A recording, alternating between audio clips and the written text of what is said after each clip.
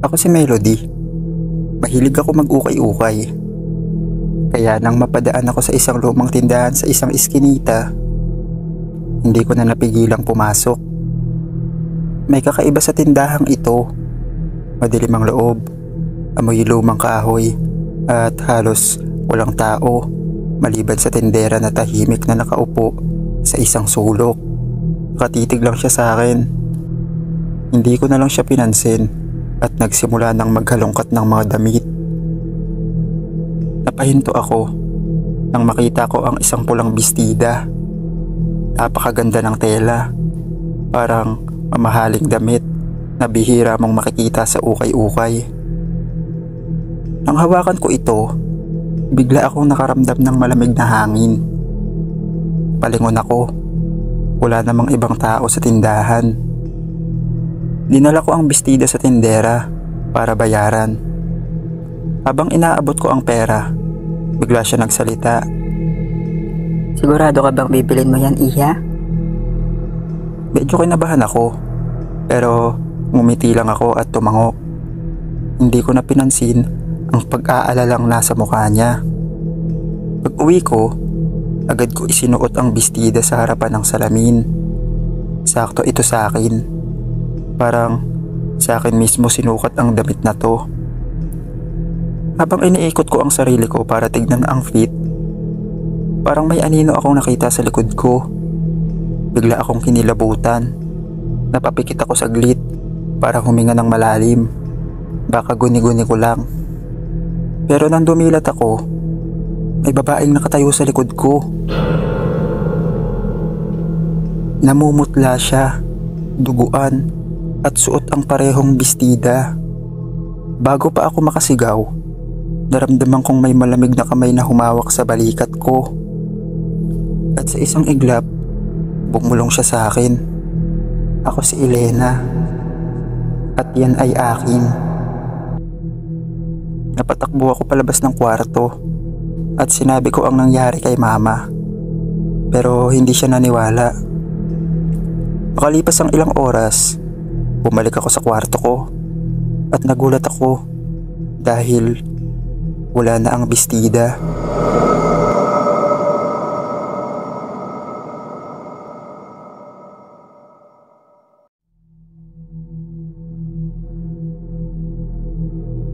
Tawagin niyo na lang akong Harvey. Mahilig ako maghanap ng vintage na sapatos sa ukay-ukay. Kaya nang makakita ako ng isang pares ng itim na leather boots na parang bago pa, hindi ako nagdalawang isip na bilhin ito. Mura lang at ang ganda pa ng disenyo. Habang inaabot ko ang bayad, napansin kong tulala ang tindera. Hindi siya nakangiti, parang may gustong sabihin, pero pinili na lang manahimik. Pag-uwi ko, agad kong isinuot ang sapatos. Sakto sa akin. Parang ako talaga ang may-ari nito. Pero sa sandaling tumapak ako sa sahig, may naramdaman akong kakaiba. Parang mabigat ang sapatos at may naririnig akong may hinang tunog kahit hindi naman ako gumagalaw. Hinayaan ko na lang ang pakiramdam ko na yun at lumabas ng bahay. Habang naglalakad sa kalye, napansin kong may mga taong nakatingin sa akin, lalo na sa paa ko. May isang matandang babae pa nga na tumuro sa sapatos ko at biglang umiwas na parang takot. Napakunat noo ako at tumingin sa baba. Doon ko nakita ang bakas ng mga pulang yapak na naiiwan ng suot kong sapatos. Biglang lumamig ang paligid. Minto ako sa paglalakad. Pero may narinig pa rin akong mga yabag. Mabibigat, papalapit. Nang lingunin ko ang likod ko, nakita ko ang isang lalaking duguan at nakaturo sa paa ko. Bago pa ako makatakbo, bumulong siya sa akin. Ibalik mo ang sapatos ko. Tumakbo ako habang suot ang sapatos. Nung malayo na ako sa lalaking duguan, agad kong hinubad ang sapatos at iniwan sa gilid ng kalsada bago umuwi sa bahay namin. Kinabukasan, bumalik ako sa lugar kung saan ko iniwan ang sapatos. Pero wala na ito doon. Hindi ko alam kung kinuha ng mga taong kalye o yung mismong lalaking duguan ang kumuha. Pero wala na akong pakialam. Ang importante, wala na ito sa akin.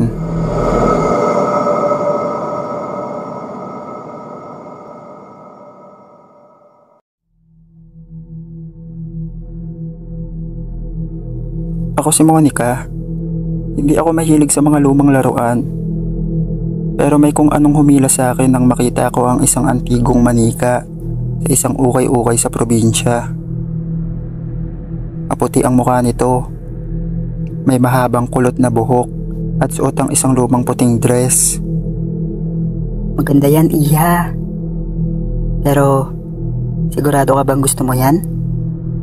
Sabi ng matandang tindera.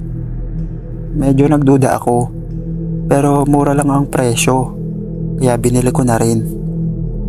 Pag uwi ko, inilagay ko ang manika sa isang istante sa kwarto ko.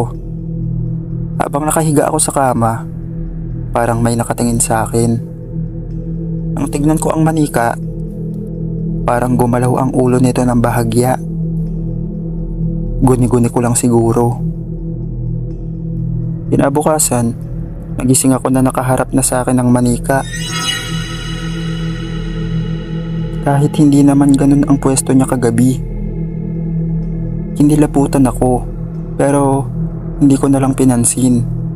Habang lumilipas ang araw, may naririnig na akong may hinang tawa sa 10 oras ng gabi. Minsan, parang may kumakaluskos sa tabi ng kama ko.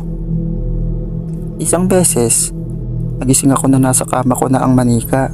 Yakap-yakap ako.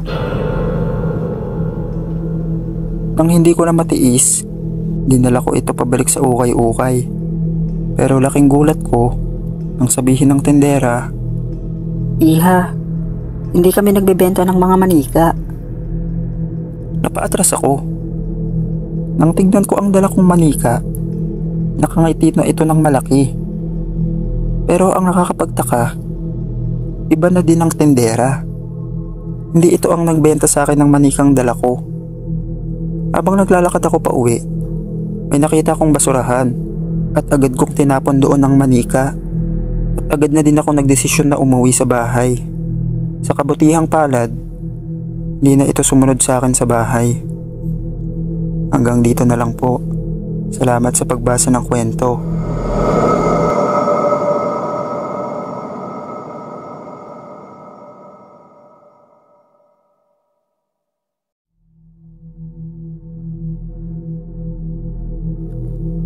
Ako si Isabel at mahilig ako mag-ukay-ukay, lalo na sa mga lumang gamit pang bahay.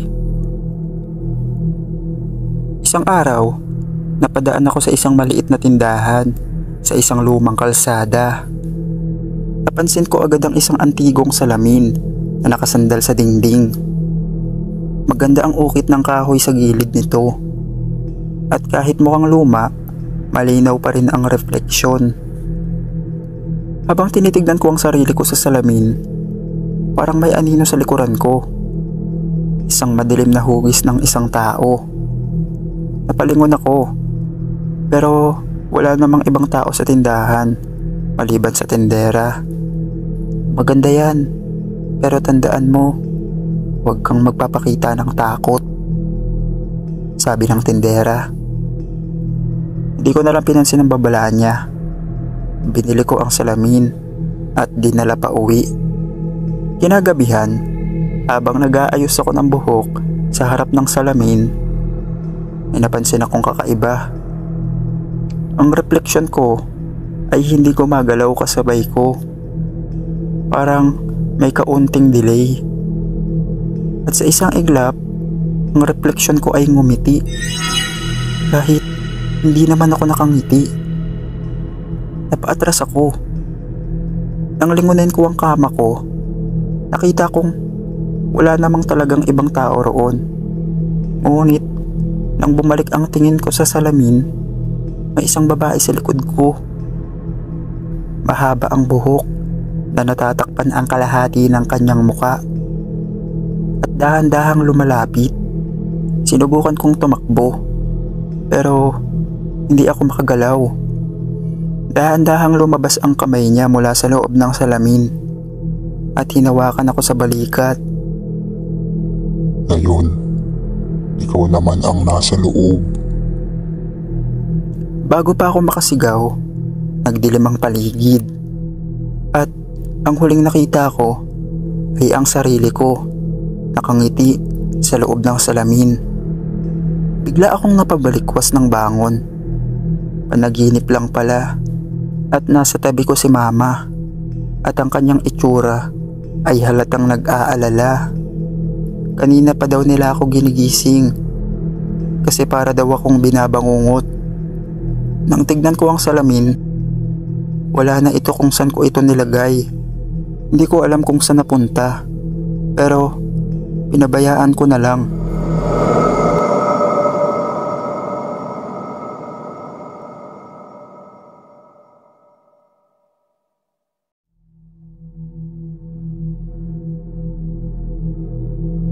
Tawagin niyo na lang ako sa pangalang Rizalyn. Trip na trip kong bumili ng mga vintage accessories. Kaya nang makita ko ang isang lumang pilak na kwintas sa isang ukay-ukay, agad akong natuwa. May maliit itong pendant na hugis puso. At kahit medyo kupas na, may kakaibang ganda ito. Habang hawak ko ang kwintas, napansin kong nakatingin sa akin ang tindera. Matanda na siya, may kulubot na muka. Pero naisipan ko na agad na bayaran ito sa matanda. Baka mabili pa ng iba. Pag-uwi, agad kong isinuot ang kwintas.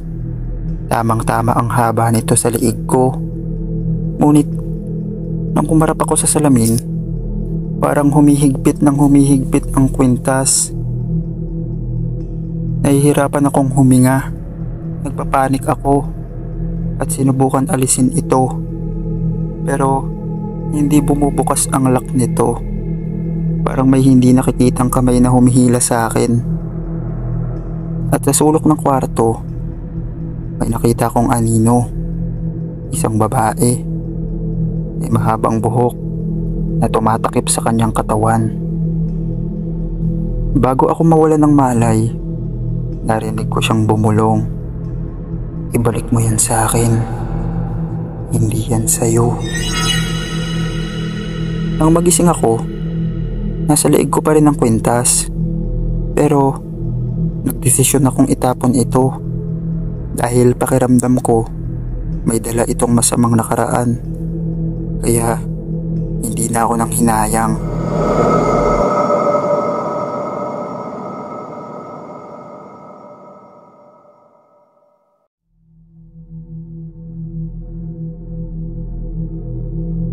Ako si Marky.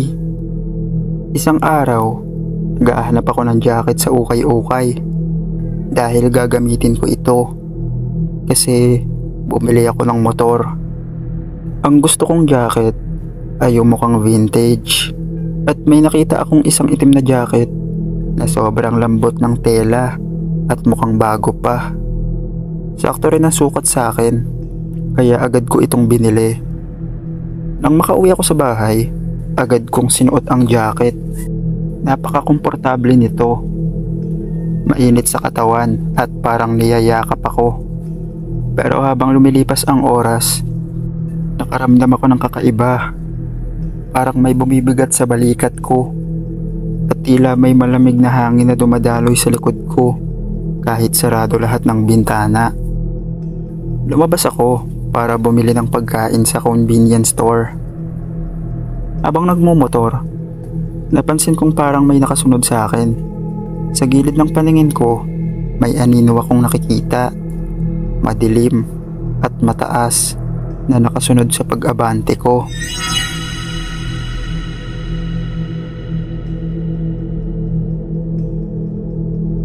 Tumingin ako sa salamin ng isang nakaparadang kotse. At doon ko nakita, hindi lang ako ang nakasuot ng jacket. may nakayakap sa akin mula sa likod. Isang lalaking walang muka. Mahigpit ang hawak sa balikat ko. May malamig na boses na bumulong sa tenga ko. Salamat sa pagsuot ng jacket ko. Ngayon, ikaw na ang susunod sa akin. Biglang nadulas ang motor ko sa di ko malamang dahilan. Habang nadadaganan ako ng motor ko, nakita ko yung lalaki sa harap ko, nakatayo at nakangiti. Pero agad siyang natabunan ng mga tao dahil lumapit sila sa akin para tulungan akong tumayo. Nang makatayo ako, laking gulat ko dahil wala na ang lalaki. Hindi na ako tumuloy ng convenience store. Nung pauwi na ako, nagtaka ako dahil wala na ang jacket. Hindi ko alam kung paano nawala sa katawan ko o bakit nawala. Pero hinayaan ko na lang at umuwi na ako sa bahay.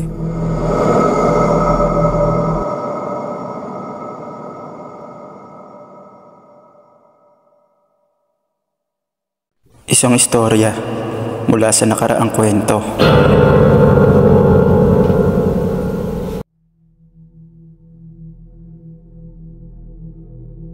Alas 2 ng madaling araw, tahimik ang 7-Eleven, maliban sa tunog ng refrigerator at cash register lang ang maririnig.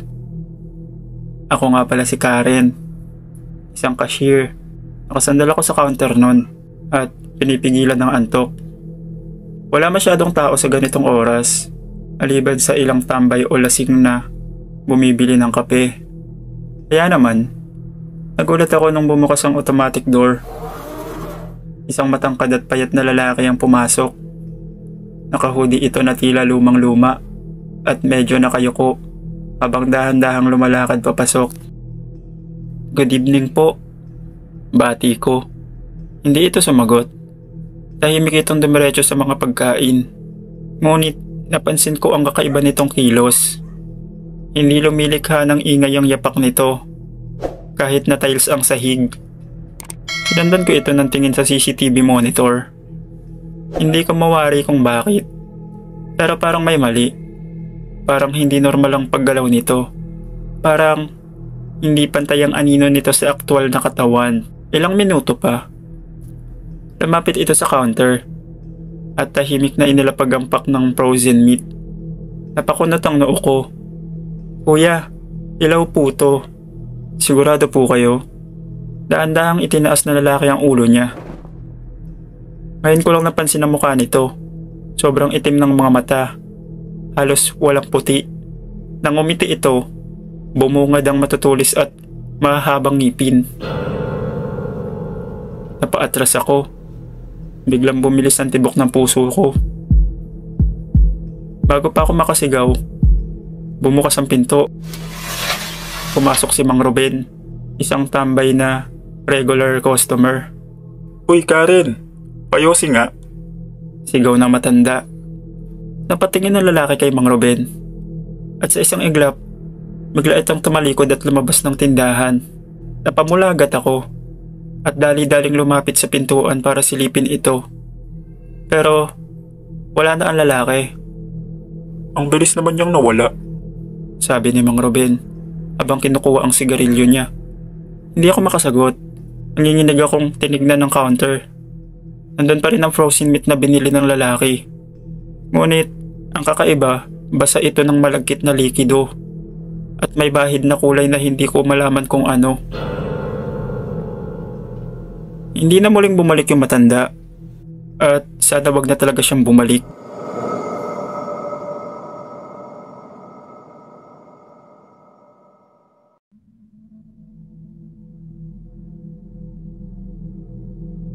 Tawagin niyo na lang ako sa pangalan Tristan. Pauwi na ako noon galing trabaho. Dahil sobrang ginabi ako dahil sa OT. Nagpasya akong dumaan sa shortcut. Isang madamong iskinita na halos walang tao. Habang naglalakad, napansin kong parang may sumusunod sa akin. Paglingon ko, may anino kong nakita sa malayo. Pero nung sinubukan kong pagmasdan ng maigi, Nawala ito. Pinagpawisan ako ng malamig. Binilisan ko ang lakad ko. Ngunit may narinig akong kakaibang tunog. Parang mga kuko na umahagod sa semento. Nang lingonin ko muli, may nakita ko isang matandang babae, nakaitim. May mahaba at matulis na kuko at may ngiting nakakatakot. Hindi na ako nagdalawang isip. Tumakbo na ako agad ng mabilis. Narinig ko na umalakhak ang dilalang. Habang hinahabol ako, ang tunog nito ay parang punit-punit na sigaw. Sobrang takot. Napansin kong may isang 7-Eleven na bukas sa di kalayuan. At dali-dali akong pumasok. Nagulat ang cashier sa itsura ko. Pawis na pawis at hingal na hingal. "Kuya, may humahabol sa akin," nanginginig kong sabi. Lumapit ako sa glass window at sinilip ko nandun pa ang aswang. At doon ko ito nakita. Nakatanaw sa akin mula sa dilim. Nakangisi habang ang mga mata nito ay namumula sa dilim. Ngunit hindi ito lumalapit. Parang may hindi ito kayang lapitan. Napansin ko ang isang bote ng bawang sa shelf. Dali-dali ko itong kinuha at pinanghawakan. Habang ang cashier, tila alam niya ang nangyayari. Inilabas niya ang isang lumang rosaryo mula sa ilalim ng counter. Huwag kang lalabas. Dito ka muna. Sabi ng cashier. Na tila may alam sa mga ganitong pangyayari. Makalipas sa ilang minuto, unti-unting umatras ang aswang at nawala. Nanginginig pa rin ako, pero alam kong ligtas na ako kahit pansamantala lang. Doon na ako nagpalipas ng gabi. Pumayag naman ang cashier at kinaumagahan, nakauwi naman ako ng ligtas. Mula noon, naging magkaibigan na kami ni Kim. Siya yung cashier. At tuwing naaalala namin yon, natatawa na lang kami sa pangyayaring yon. Pero deep inside sa akin, natatakot pa rin ako dahil sa karanasan kong yon.